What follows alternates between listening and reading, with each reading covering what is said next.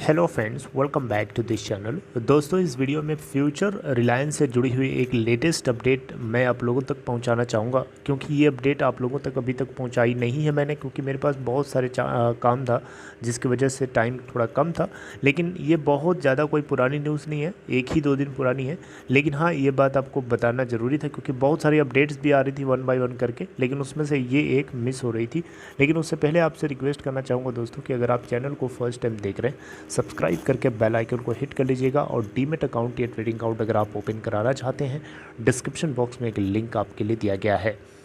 दोस्तों, नवंबर 10 और नवंबर 11 ये 2 दिन आपको मैंने बता रखा है पहले भी कि एनसीएलटी ने एक ऑर्डर दिया है कि फ्यूचर रिटेल लिमिटेड जो है, यानी एफआरएल जो है, अपने शेयर होल्डर्स और अपने क्रेडिटर्स के साथ मीटिंग कर सकता है 10 नवंबर और 11 नवंबर को।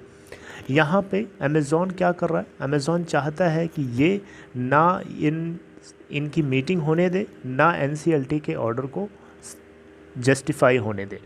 यानी अमेज़ॉन यहाँ पे एनसीएलटी के इस ऑर्डर को रोकना चाहता है और इसके अलावा लीगल कर्ब्स करना चाहता है कि कोई भी स्थिति किस तरीके की जो शेयर होल्डर्स या क्रेडिटर्स की मीटिंग कराना चाहे वो ना करा सके।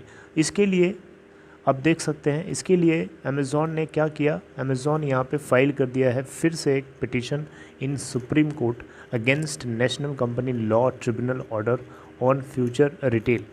अभी मैंने आपको कुछ दिन पहले बताया था कि सितंबर 28 को एनसीएलटी की तरफ से एक ऑर्डर पास किया गया था। ठीक है, तो यहाँ पे जो ऑर्डर सितंबर 28 को पास किया गया था एनसीएलटी के द्वारा, इसको अमेज़ॉन ने इस पिटीशन के अंदर फाइल किया है सुप्रीम कोर्ट के अंदर, ये बताते हुए कि इन्होंने सुप्रीम कोर्ट के दिए हुए, एपेक्स कोर्ट के दिए हुए सितंबर 9 के ऑर्डर को वायोलेट करते हैं। यानी ये वैलिड नहीं है, क्योंकि एपेक्स कोर्ट ने कहा था एक स्टैट्यूटरी बॉडीज़ किसी भी तरीके के एक्शन को 4 हफ्ते तक नहीं ले सकती हैं।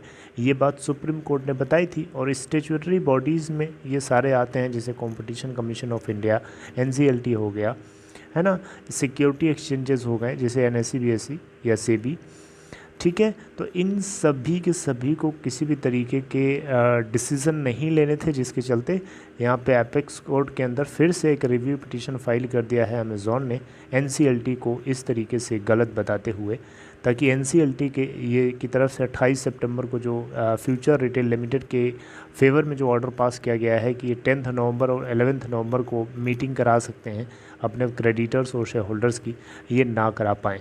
इसके चलते यहाँ पे सुप्रीम कोर्ट में इन्होंने एक पिटीशन फाइल कर दिया है।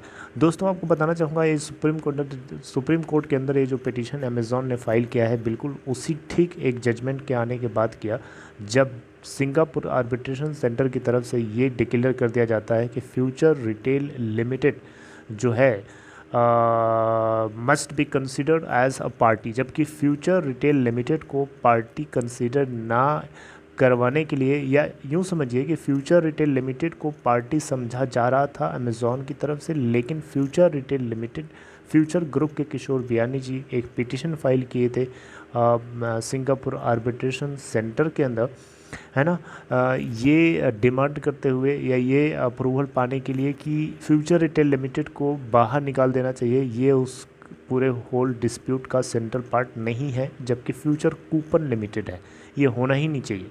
लेकिन सिंगापुर आर्बिट्रेशन सेंटर ने इस प्ली को रिजेक्ट कर दिया, ये बताते हुए कि ये ऑन गोइंग आर्बिट्रेशन प्रोसेस का एक पार्ट कंसीडर किया जाना चाहिए, राइट।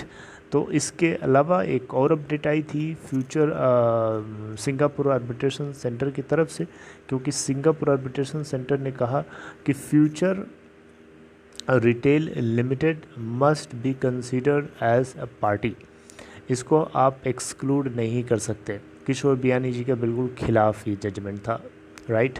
तो दोस्तों, अब यहाँ पे किशोर बियानी जी क्या करने वाले हैं इसको लेकर के अभी तक तो कुछ पता नहीं है, लेकिन इतना ज़रूर है कि वो लीगल कोई ना कोई एक्शन ज़रूर लेंगे। चुप बैठने वालों में से नहीं है, राइट, क्योंकि चुप बैठने से कुछ होने वाला नहीं है। आपको भी पता है, हमें पता, सबको पता है। राइट। तो दोस्तों अब आगे क्या लेटेस्ट अपडेट आती है, क्या सुप्रीम कोर्ट इसके ऊपर जजमेंट देता है, अब ये देखना बनता है।